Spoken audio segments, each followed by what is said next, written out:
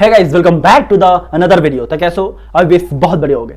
जैसा कि मालूम है कि आपके टॉपर सीरीज कंटिन्यूसली चल रहे थे, जिसमें हम लोग माइक्रो इकोनॉमिक्स में मनी तक देख लिया था, यानी कि नेशनल इनकम के सारे कॉन्सेप्ट कंप्लीट हो गए थे, सारे चैप्टर्स कंप्लीट हो गए थे। हम लोग मनी भी स्टार्ट कर लिए थे, यानी कि कंप्लीट हो गया था, वन शॉट आ गया था। आशा करता हूँ वो वीडियो देख लिया होगा आपने। अब हम देखेंगे मैक्रो इकोनॉमिक्स के क्लास 12 के बैंकिंग, जो हमारा वन शॉट होगा। यानी कि हम इस वीडियो में, एक इंडिविजुअल वीडियो में, आपके जो भी बैंकिंग के अंदर जो भी कॉन्सेप्ट हैं, जो इंपॉर्टेंट पॉइंट है, वो टोटली कंप्लीट हो जाएगा। ठीक है, तो बिना हम देर किए हम देखते हैं, स्टार्ट करते हैं। ठीक है, तो चलो स्टार्ट करते हैं फटाक से। तो मैं बात करूं पहला नंबर, बैंकिंग क्या होता है। तो हम इस पूरे बैंकिंग के अंदर, यानी कि कितने टाइप्स होते हैं, बैंकिंग के अंदर क्या क्या कॉन्सेप्ट पढ़ाए जाते हैं, वो सारी चीजें हम इस वीडियो में देखने वाले हैं। ठीक है, तो चलो एक एक करके हम स्टार्ट करते हैं।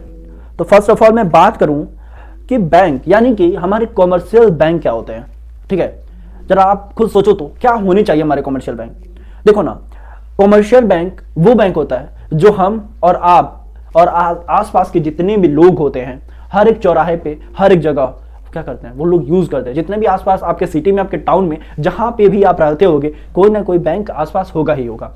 एग्जाम्पल में SBI होगा, या HDFC होगा, यूनियन होगा, सेंट्रल होगा, कैनरा होगा, कोटक बैंक होगा, या एक्सेट्रा जितने भी बैंक होते हैं, वो सारे कॉमर्शियल बैंक हैं। ठीक है, जिसमें हमारे अकाउंट्स वगैरह होते हैं नॉर्मल। उस बैंक का काम क्या होता है भाई? ठीक है, जाहिर सी बात है, पैसा सेविंग कराना, ठीक है, विथड्रॉ करना, ठीक है, यही सारी चीजें होती हैं।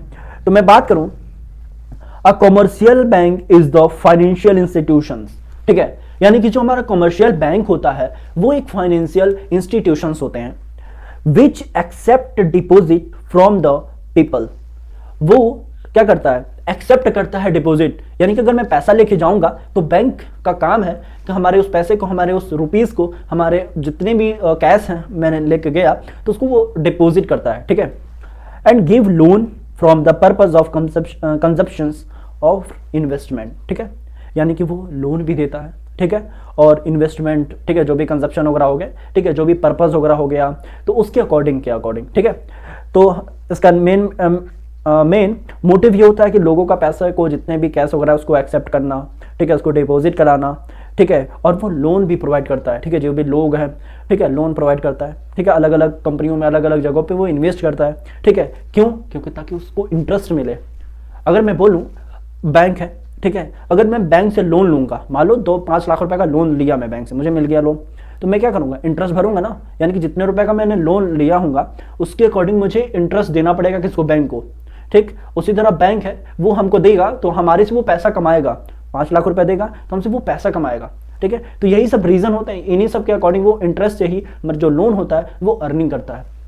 ठीक है, तो ये चीज है। फिर मैं बोलूं मनी क्रिएशन क्या होता है बाय कॉमर्शियल बैंक, यानी कि कॉमर्शियल बैंक के द्वारा मनी कैसे क्रिएट होता है। देखो ना, process of money creation bye the commercial bank.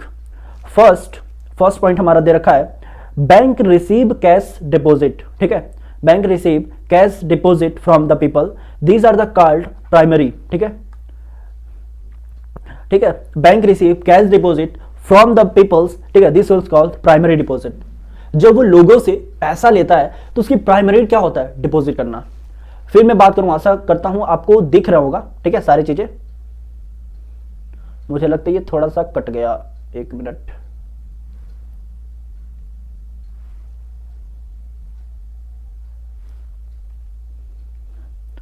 मैं छोटा कर देता हूं, ठीक है, हाँ दिख रहा होगा। ठीक है, सेकंड में बोलूं, bank lend money many times more than their cash reserve. ठीक है, यानी कि जो बैंक्स होते हैं वो लैंड मनी होता है, जो बहुत सारे टाइम्स में वो क्या करते हैं, जो भी कैश होते हैं उसको रिजर्व करता है। फिर मैं बात करूं third, money is lend by the commercial bank not in the form of cash but in the form of credit entry in the account of the borrow, this credit bank is known as the secondary deposit. ठीक है, तो ये normal चीजें होती हैं।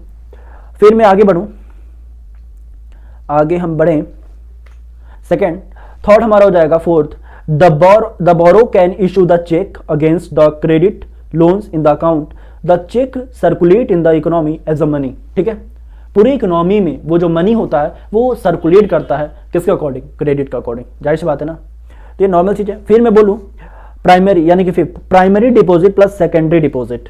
ठीक है, हमने भी बताया प्राइमरी डिपॉजिट, सेकेंडरी डिपॉजिट हमने डिस्कस कर दिया, जैसे कि एक बार रिवाइज करा देता हूँ।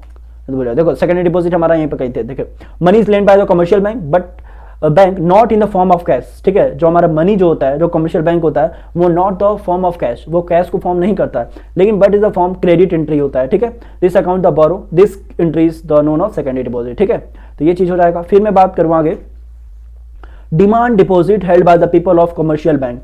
जो डिमांड डिपॉजिट होते हैं, ठीक है, हेल्ड करते हैं जो भी पीपल्स होते हैं कमर्शियल बैंक के द्वारा। ठीक है, फिर मैं बात करूं फोर्थ, ठीक है, 6, total demand deposit with the bank are the many times more than the cash reserve of the commercial bank. ठीक है, this is because of commercial bank known as the way of the historical experiences that all the depositors would not show up the banks to withdraw all the deposit by the way of cash। ठीक है, तो ये सारी चीजें हो जाएंगी। फिर मैं बात करूं 7 नंबर, ठीक है, if experiences show that withdrawals are generally around 10% of the demand deposit. ठीक है, जो हमारा डिमांड डिपॉजिट होता है, ठीक है, वो 10% तक क्या होता है, जल्दी बताओ भाई, शो होता है। फिर the bank need the keep only 10% of the deposit as a cash reserve. ठीक है, जो 10% जो डिपॉजिट होता है वो क्या हो जाएगा, कैश रिजर्व हो जाएगा। फिर all demand deposit held the people serve as a money supply in the economy just like the cash held by the people. ठीक है, तो ये सारी चीजें हो जाएंगी। फिर demand deposit serving as the money supply is called the bank money, this is called credit by the banks. ठीक है, तो ये नॉर्मल चीजें हैं। फिर मैं आगे पढ़ूँ, देखो इसमें मैं बात करूँ, इसमें ऐसा कुछ इंपॉर्टेंट नहीं है। ठीक है, इसमें आपको केवल रीड करना है, जो मैं इंपॉर्टेंट रहेगा वो मैं बताते चलूंगा, आपको ज़्यादा सा भी टेंशन नहीं लेना है। जितने भी इंपॉर्टेंट चीज़ें होंगी मैं बता दूंगा। जैसे कि ये आपके लिए इंपॉर्टेंट है कि इतना तो मालूम होना चाहिए कि आपको कमर्शियल बैंक क्या होता है। तो ये नॉर्मल में एकदम छोटा सा बता दिया हूँ डेफिनेशन, ये आपको रीड करना है ओनली, इसमें ऐसा कुछ है नहीं, आप इसको रीड कर लीजिएगा, ये भी आप रीड कर लीजिएगा।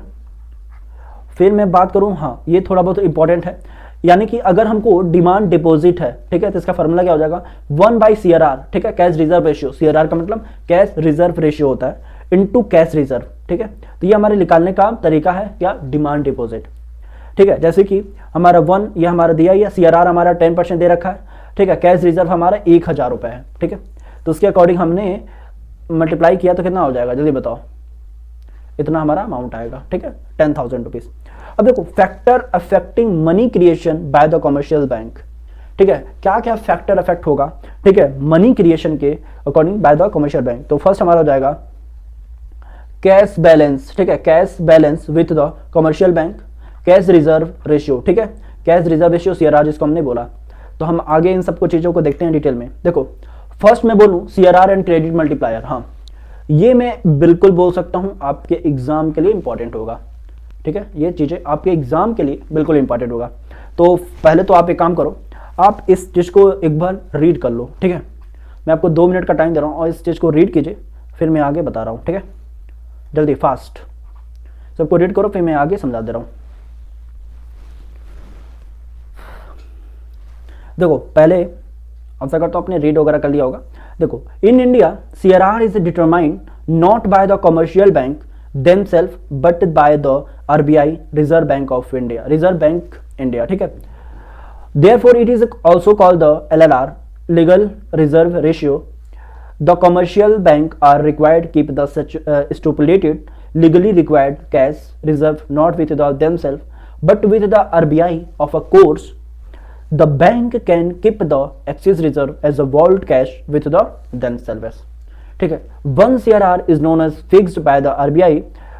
we can find out the credit multiplier or the number of this time the commercial bank can create credit per unit of their cash।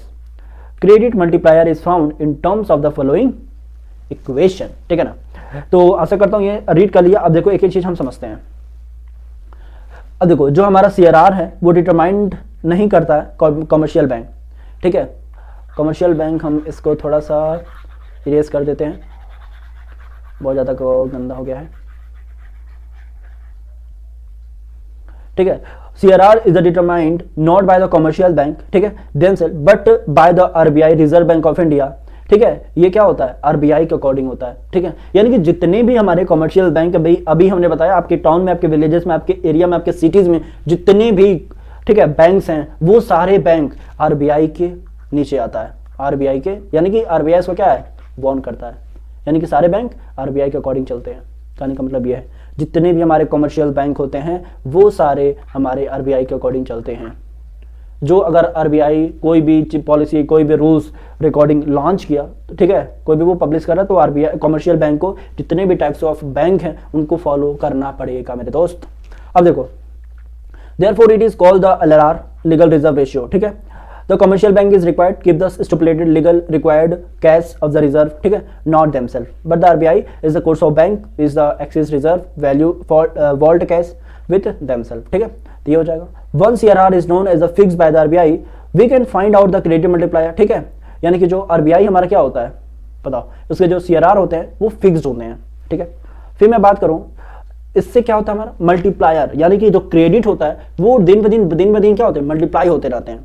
ठीक है, अब जाहिर सी बात है ना, जब आपको क्रेडिट जो होगा मल्टीप्लाई होगा तभी तो आप अर्निंग करोगे, यानी कि आप नहीं, बैंक अर्निंग करेगा। ठीक है, क्यों, उसका काम है कि लोगों को क्या करना, उधार देना, पैसा देना, और ये जितना लोगों को पैसा देगा उतना ही वो पैसा कमाएगा मेरे तो। ठीक है, तो ये चीज होती है।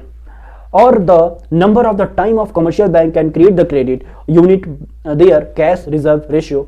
ठीक है, cash reserve with the RBI. ठीक है, तो ये सारी चीजें होती हैं। इसको निकालने का फॉर्मूला क्या हो जाएगा, K equal to 1 CRR example में। ठीक है, CRR इक्वल टू 10%। ठीक है, तो ये K इक्वल टू 10%, फिर इक्वल टू 1 का जगह हमारा 100 हो गया, ये 10 हो गया, आंसर निकाला तो हमारा 10 आ जाएगा। ठीक है, तो ये नॉर्मल चीजें हैं, तो आपको ये लर्न होना चाहिए, जितना आपको पता होना चाहिए। ये देखो क्या खुल जा रहा है, ओह माय गॉड। ठीक है, हम कहां पे थे, थोड़ा सा हम छोटा कर लेते हैं।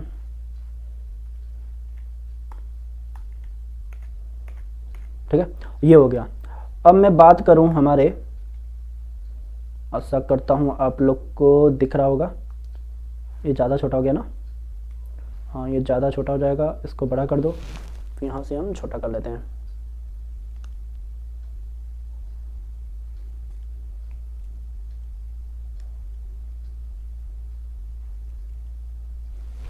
ठीक है,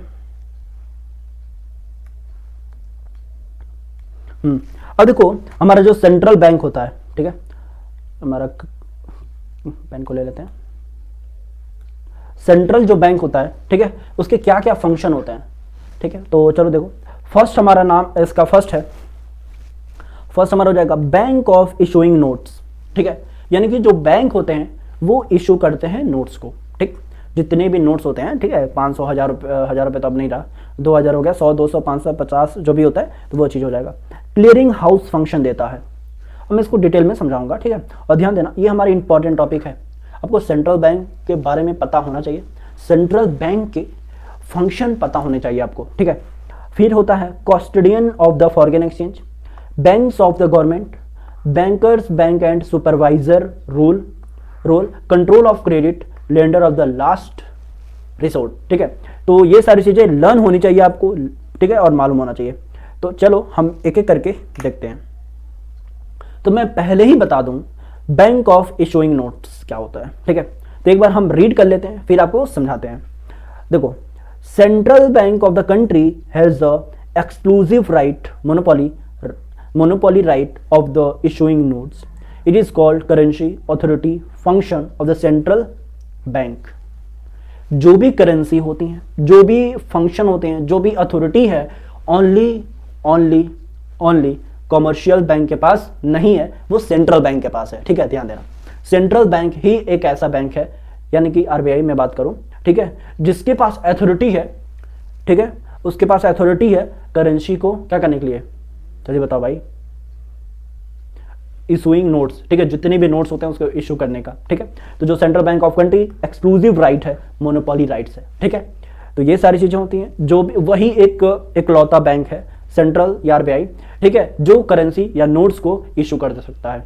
उसके अलावा अगर आपके एमसीक्यू में या कहीं भी आ गया, कोई कंपटीशन एग्जाम दे रहे हो, तो ध्यान देना आरबीआई या सेंट्रल बैंक, यानी कि दोनों तो एक ही है, ठीक है, एक इकलौता बैंक है जो करेंसी नोट्स क्या कर सकता है, इशू कर सकता है।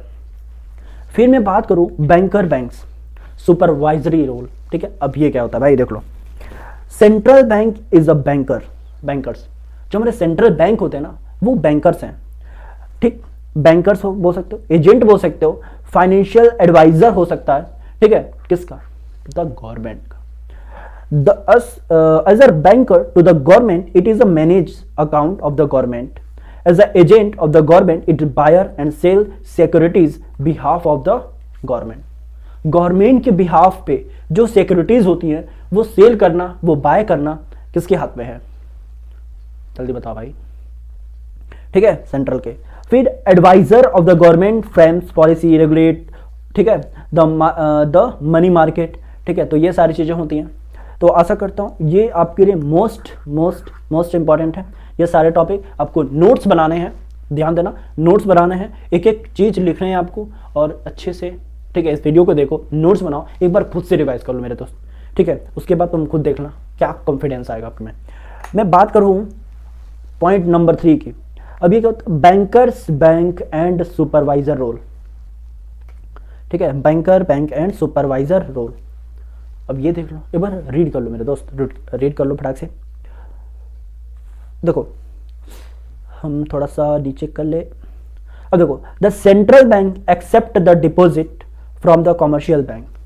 जो सेंट्रल बैंक्स होते हैं, ठीक है, वो एक्सेप्ट करता है डिपॉजिट, कहां से, कॉमर्शियल बैंक से। एंड ऑफिस, ठीक है, एंड ऑफिसर्स देम लोन, ठीक है, यानी कि ऑफिसर्स नहीं लिखा है, सॉरी, ऑफर्स, और वो ऑफर करता है लोन के लिए, ठीक है। फिर the central bank provide the clearing house facility to the commercial bank, ठीक है। इकलौता सेंट्रल बैंक ऐसा होता है जो क्लियरिंग हाउस फैसिलिटी प्रोवाइड करता है किसको, कॉमर्शियल बैंक को।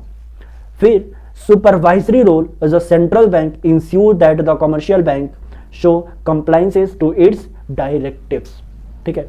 तो ये चीज होती हैं। फिर मैं बात करूं, ध्यान देना ये भी हमारा इंपॉर्टेंट है। फिर मैं बात करूं lenders of the last resort. अब ये क्या होता है, ठीक है, लेंडर्स ऑफ लास्ट रिसोर्ट होते क्या है, देखो, it means that if the commercial bank fails to get the financial accommodation from anywhere it approaches the central bank as a last resort, ठीक है। यानी कि जो भी कॉमर्शियल बैंक के, ठीक है, जो फाइनेंशियल एकोमोडेशन होते हैं वो अगर फेल्स हो जाते हैं, ठीक है, चाहे कोई भी रीजन हो, ठीक है, तो approach of central bank last resort है, ठीक है, ध्यान देना। तो वो चीज है।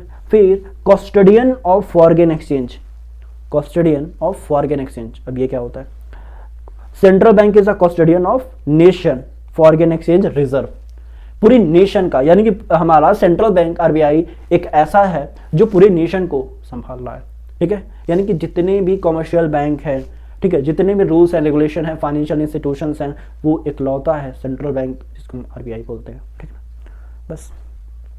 फिर मैं बात करूं हमारा, ये भी हमारा पॉइंट इंपॉर्टेंट है। फिर मैं बात करूं clearing house function.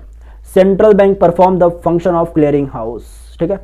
Central bank ही एक ऐसा बैंक है जो क्लियरिंग हाउस फैसिलिटी प्रोवाइड करता है। फिर कंट्रोल ऑफ क्रेडिट, भाई क्रेडिट कैसे कंट्रोल होगा यार, ठीक है, देखो, the principal function of the central bank is the control the supply of credit is the economy. हमारे इकोनॉमी के अंदर जो लोग क्रेडिट, जो भी बैंक क्रेडिट दे रहा है, ठीक है, उसको थोड़ा बहुत कंट्रोल करना पड़ेगा, अदरवाइज बहुत सारी दिक्कत, प्रॉब्लम, परेशानी होंगी, ठीक है। फिर control of money supply on credit supply by the central bank RBI in India, ठीक है। तो ये दो तरीके से आपके कंट्रोल हो सकते हैं आरबीआई के अकॉर्डिंग। फर्स्ट है क्वांटिटेटिव इंस्ट्रूमेंट, ठीक है, क्वांटिटेटिव इंस्ट्रूमेंट। सेकंड हमारा हो जाएगा क्वालिटेटिव इंस्ट्रूमेंट, ठीक है। अब मैं बात करूं क्वांटिटेटिव इंस्ट्रूमेंट क्या होता है, क्वालिटेटिव इंस्ट्रूमेंट क्या होते हैं, ठीक है। तो ध्यान से समझना, आगे हम पढ़ते हैं।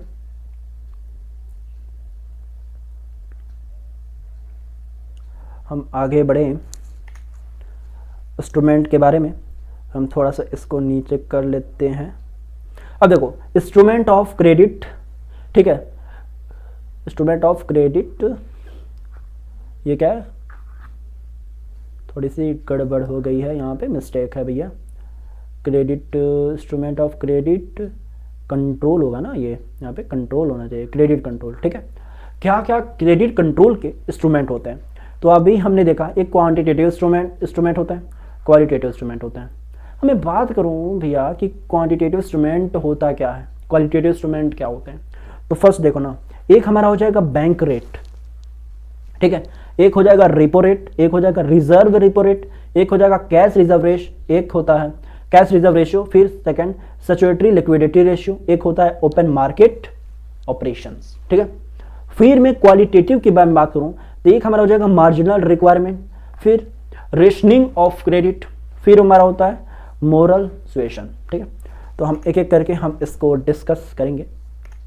देखो quantitative instrument of credit control में, ठीक है, हमारा जो फर्स्ट पार्ट है, पहले नंबर में बात करें क्वांटिटेटिव होता क्या है। तो क्वांटिटेटिव एक वो इंस्ट्रूमेंट होते हैं, ठीक है, जो क्रेडिट कंट्रोल करते हैं और वो फोकस करते हैं overall supply of money in the economy के, हमारी पूरी ओवरऑल इकोनॉमी के अंदर जितने भी मनी सप्लाई किए जा रहे हैं, ठीक है, उन सारी चीज़ों पर क्या करता है, फोकस करता है। यानी कि हमारे पूरा मान लो ये गोरखपुर है, तो गोरखपुर में जितने भी मनी सप्लाई होंगे, ठीक है, क्वांटिटेटिव को क्या कर रहा होगा, फोकस कर रहा होगा, नॉर्मल। फिर बैंक रेट क्या होता है? Bank rate refers to the rate of interest at which the RBI lends money to the commercial bank. ठीक है, यानी कि बैंक रेट एक ऐसा रेट है, ठीक है, जो आरबीआई लेता है मनी के अकॉर्डिंग कमर्शियल बैंक से। ठीक है, कमर्शियल बैंक से, जैसे मैं अगर कमर्शियल बैंक से लोन लूँ तो उसी के हिसाब से हमें इंटरेस्ट देना पड़ेगा, यानी कि कमर्शियल बैंक मुझसे लेगा। उसी तरह आरबीआई जो होता है ना, आरबीआई कमर्शियल बैंक से लेता है उसके मनी के बिहाफ पे। ठीक है, तो बस यही चीज होती है।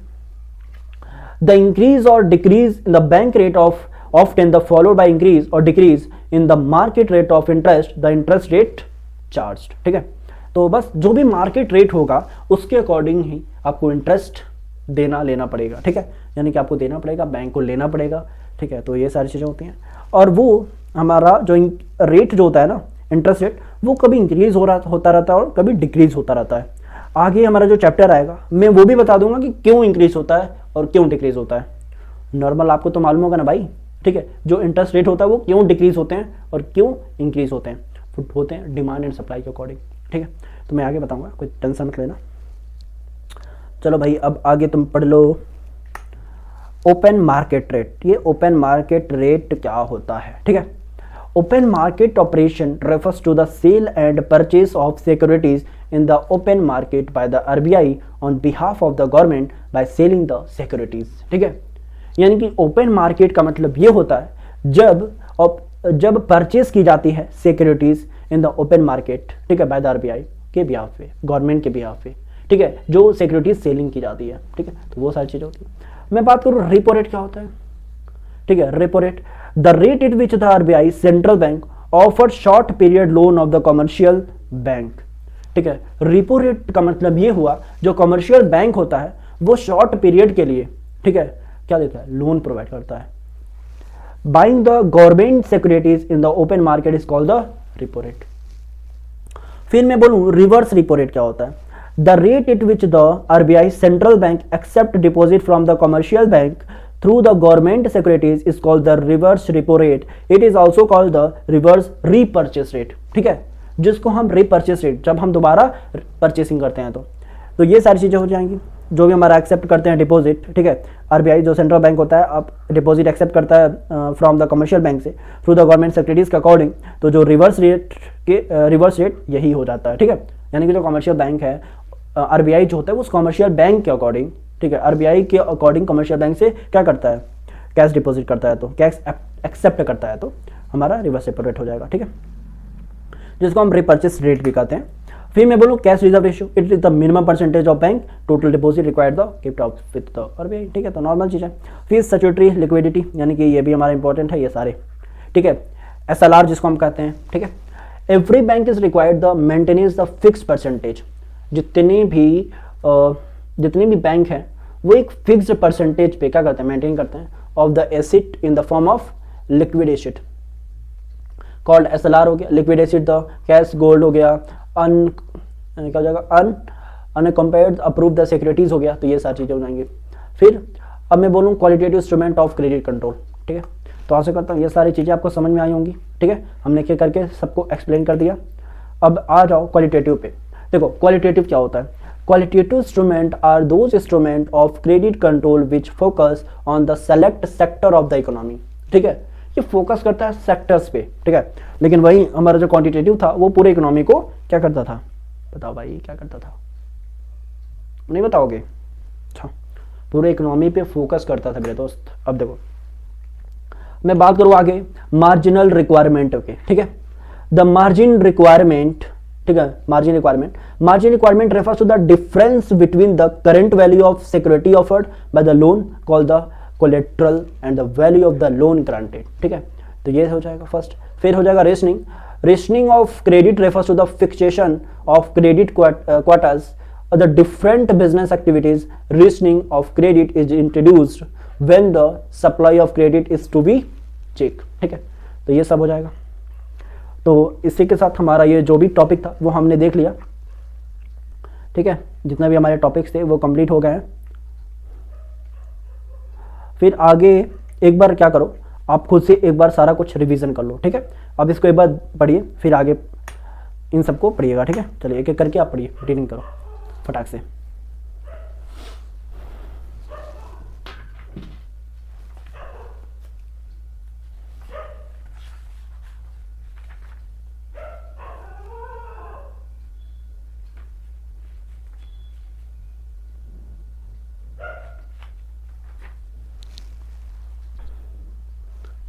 ठीक है, रीडिंग कर लिया होगा।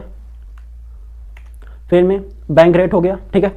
फिर बैंक रेट ऑपरेशन हो गया, बार रिवाइज करा दे रहा हूँ, ठीक है। रिपोर्ट रेट हमने देख लिया, रिवर्स रिपो रेट देख लिया, फिर कैश रिजर्व रेशियो देख लिया, SLR देख लिया, ठीक है। क्वालिटेटिव भी देख लिया, इसमें 2 पॉइंट थे, रेशनिंग, मार्जिन, ठीक है, देख लिया। और इसी के साथ हमारा बैंकिंग चैप्टर टोटली कंप्लीट होता है, ठीक है। जिसमें मैं गाइड कर दूं क्या करना है। आप इस वीडियो को देखोगे, नोट्स बनाओगे जैसे हमने नोट्स बनाया, ठीक है। जैसे आपके पास PPT, ठीक है, ये है। अगर तुम बोलोगे तो मैं जो नोट्स है वो डिस्क्रिप्शन में मैं डाल दूंगा, कमेंट कर देना, कमेंट करोगे तभी मैं डालूंगा, ठीक है। बस आपको ये करना है कि जितने भी हमारे जो वीडियोस आ रहा है उसको एक सीक्वेंस वाइज में आप देखते रहो, ठीक है, नोट्स बनाते रहो, ठीक है। अदरवाइज कोई दिक्कत नहीं होगा। जैसे ये सारे चैप्टर्स कंप्लीट हो जाएंगे मैं आपके लिए PYQ लेके आऊँगा, ठीक है। एकदम मैराथन वीडियो लेके आऊँगा, PYQ वगैरह खूब अच्छे से कराऊंगा, ठीक है। तब तक के लिए आप पढ़ाई कीजिए। और आज की हमारी ये वीडियो कंप्लीट होती है, ठीक है, टोटली बैंकिंग। आगे हम कल बिजनेस स्टडीज़ लेके आएंगे, ठीक है। तब तक के लिए आप पढ़िए और अपना ख्याल रखिए। Good night, bye bye.